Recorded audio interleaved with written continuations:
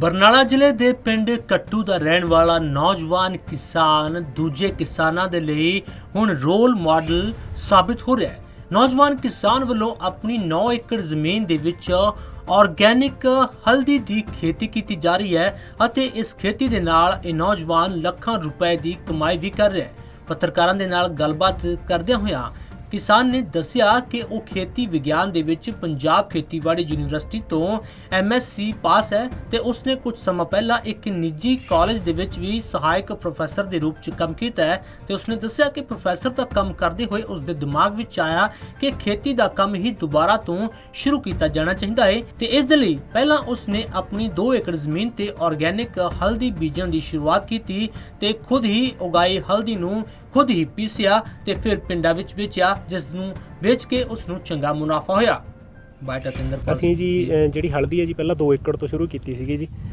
ਮੇਰੇ ਇੱਕ ਦੋਸਤ ਗੁਰਸਿਮਰਨ ਸਿੰਘ ਸੰਘਾ ਜੀ ਉਹ ਇਸ ਵਕਤ ਖਾਲਸਾ ਕਾਲਜ ਦੇ ਵਿੱਚ ਬਤੌਰ ਅਸਿਸਟੈਂਟ ਪ੍ਰੋਫੈਸਰ ਜੌਬ ਕਰ ਰਹੇ ਨੇ। ਉਹ ਜਦੋਂ ਆਪਦੀ ਡਾਕਟਰੇਟ ਦੀ ਡਿਗਰੀ ਯੂਨੀਵਰਸਿਟੀ ਵਿੱਚ ਕਰ ਰਹੇ ਸੀਗੇ ਤਾਂ ਉਹਨਾਂ ਦਾ ਜਿਹੜਾ ਡਿਪਾਰਟਮੈਂਟ ਸੀਗਾ ਪ੍ਰੋਸੈਸਿੰਗ ਐਂਡ ਫੂਡ ਇੰਜੀਨੀਅਰਿੰਗ ਦਾ ਸੀਗਾ, ਤਾਂ ਉਹਨਾਂ ਨੇ ਟਰਮੈਰਿਕ ਦੀ ਜਿਹੜੀ ਪ੍ਰੋਸੈਸਿੰਗ ਇਹਦੇ ਤੇ ਆਪਦੀ ਰਿਸਰਚ ਕੀਤੀ ਸੀਗੀ। ਜਿਹੜਾ ਉਹਨਾਂ ਦਾ ਖੋਜ ਕਾਰਜ ਸੀਗਾ ਉਹ ਹਲਦੀ ਦੀ ਖੇਤੀ ਤੇ ਸੀਗਾ ਤੇ ਪ੍ਰੋਸੈਸਿੰਗ ਤੇ ਉਹਨਾਂ ਨੇ ਮਸ਼ੀਨਰੀ ਸਾਰੀ ਡਿਵੈਲਪ ਕੀਤੀ ਸੀ ਤੇ ਮੈਂ ਉਹਨਾਂ ਦੇ ਨਾਲ ਉਹਨਾਂ ਦੀ ਹੈਲਪ ਕੀਤੀ ਸੀ। ਇਹ ਦੇਖਦੇ ਹੋਏ ਮਤਲਬ ਉਹ ਸਾਰਾ ਜੀ ਜਿਵੇਂ ਮਤਲਬ ਅਸੀਂ ਦੇਖਿਆ, ਸਾਨੂੰ ਲੱਗਿਆ ਵੀ ਇਹ ਖੇਤੀ ਲਾਹੇਵੰਦ ਖੇਤੀ ਆ ਤੇ ਉਸ ਤੋਂ ਬਾਅਦ ਅਸੀਂ ਇਹਨੂੰ ਅਪਣਾਉਣ ਦਾ ਫੈਸਲਾ ਕੀਤਾ ਜੀ। ਉਸ ਤੋਂ ਬਾਅਦ ਫਗਲਾਣੇ ਪਿੰਡ ਤੋਂ ਜੀ ਅਮਰਪਾਲ ਸਿੰਘ ਰੰਧਾਵਾ ਨੇ ਜੀ, ਉਹ ਕਾਫੀ ਸਮੇਂ ਤੋਂ ਹਲਦੀ ਦੀ ਖੇਤੀ ਕਰਦੇ ਨੇ ਜੀ। ਉਹਨਾਂ ਨੇ ਸਾਨੂੰ ਪ੍ਰੇਰਿਆ, ਬੀਜ ਦਿੱਤਾ ਤੇ ਸਾਰਾ ਟੈਕਨੋਲੋਜੀ ਦੱਸੀ, ਸਾਰਾ ਕੁਝ ਦੱਸਿਆ ਵੀ ਕਿਵੇਂ ਕੀ ਕਰਨਾ ਆਪਦੇ ਐਕਸਪੀਰੀਅੰਸ ਤੋਂ। ਉਸ ਤੋਂ ਬਾਅਦ ਜੀ ਅਸੀਂ 2019 ਤੋਂ ਇਹਨੂੰ ਸ਼ੁਰੂ ਕੀਤਾ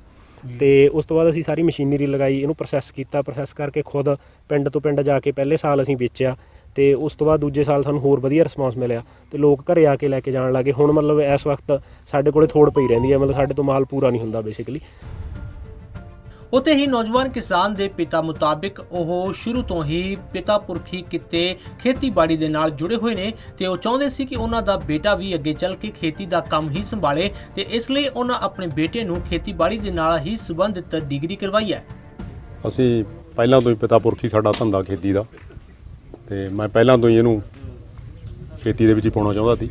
ਇਸ ਕਰਕੇ ਐਗਰੀਕਲਚਰ ਦੀ ਪੜ੍ਹਾਈ ਕਰਾਈ ਤੇ ਇਹ ਜੋ ਇਹਨੂੰ ਅਸੀਂ ਗਾਈਡਲਾਈਨਾਂ ਦਿੱਤੀਆਂ ਉਹਨਾਂ ਦੇ ਚੱਲਿਆ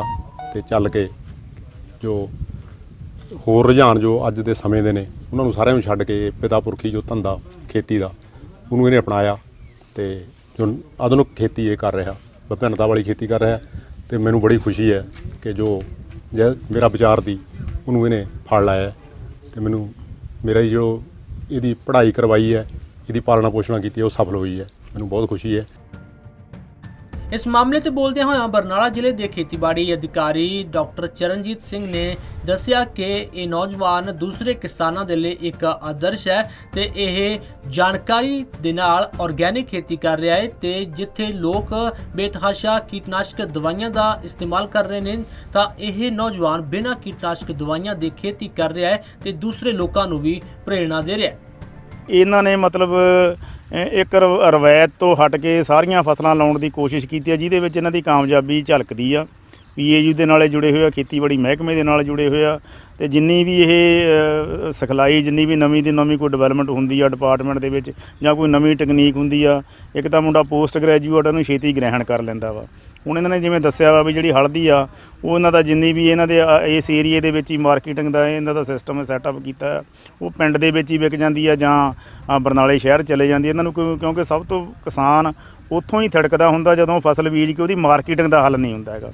ਪਰ ਇਹਨਾਂ ਨੇ ਹਲਦੀ ਦੀ ਫਸਲ ਦਾ ਮਾਰਕੀਟਿੰਗ ਦਾ ਹੱਲ ਆਪ ਕਰ ਲਿਆ ਵਾ ਤੇ ਮੈਂ ਬਾਕੀ ਕਿਸਾਨਾਂ ਨੂੰ ਵੀ ਇਹੀ ਅਪੀਲ ਕਰਦਾ ਵੀ ਇਸ ਨੌਜਵਾਨ ਇਸ ਕਿਸਾਨ ਦੇ ਵੱਲ ਵੇਖ ਕੇ ਆਪਣੀ ਜਿਹੜੀ ਰਵਾਇਤੀ ਫਸਲ ਆ, ਜਿਹੜਾ ਕਣਕ ਝੋਨੇ ਦੇ ਸਰਕਲ 'ਚੋਂ ਨਿਕਲ ਕੇ ਇਸ ਤਰ੍ਹਾਂ ਦੀਆਂ ਫਸਲਾਂ ਲਾਈਆਂ ਜਾਣ ਜਿਨ੍ਹਾਂ ਦੇ ਨਾਲ ਸਾਨੂੰ ਮੁਨਾਫਾ ਵੱਧ ਹੋਵੇ ਤੇ ਲਾਗਤ ਘੱਟ ਹੋਵੇ। ਤੇ ਇਸ ਕਿਸਾਨ ਛੋਟੇ ਵੀਰ ਨੂੰ ਸ਼ਾਬਾਸ਼ੀ ਵੀ ਦਿੰਦਾ ਵਾਂ ਕਿ ਜਿੱਥੇ ਉਹ ਆਪਣੇ ਕੰਮ ਦੇ ਵਿੱਚ ਹੋਰ ਪ੍ਰਫੁੱਲਤ ਹੋਣ ਤੇ ਆਪਣੇ ਸਾਥੀਆਂ ਨੂੰ ਆਪਣੇ ਨਾਲ ਜੋੜ ਕੇ ਇਸ ਕਿੱਤੇ ਨੂੰ ਹੋਰ ਅੱਗੇ ਲੈ ਕੇ ਜਾਣ। ਤੁਹਾਨੂੰ ਦੱਸ ਦਈਏ ਕਿ ਅੱਜ ਪੰਜਾਬ ਦੇ ਨੌਜਵਾਨ ਜਿੱਥੇ ਵਿਦੇਸ਼ਾਂ ਵਿੱਚ ਜਾ ਰਹੇ ਨੇ ਤੇ ਲੱਖਾਂ ਰੁਪਏ ਵਿਦੇਸ਼ ਜਾਣ ਦੇ ਲਾਲਚ ਵਿੱਚ ਕਈ ਵਾਰ ਗੁਆ ਵੀ ਬਹਿੰਦੇ ਨੇ, ਤਾਂ ਉੱਥੇ ਹੀ ਜੇ ਨੌਜਵਾਨ ਆਪਣੇ ਖੇਤਾਂ ਵਿੱਚ ਆਰਗੈਨਿਕ खेती ਕਰਨ ਤਾਂ ਉਹਨਾਂ ਨੂੰ ਚੰਗਾ ਮੁਨਾਫਾ ਵੀ ਹੋ ਸਕਦਾ ਹੈ ਤੇ ਉਹ ਪੰਜਾਬ ਦਾ ਭਵਿੱਖ ਵੀ ਰੋਸ਼ਨ ਕਰ ਸਕਦੇ ਨੇ। Bureau report, Jagbani TV।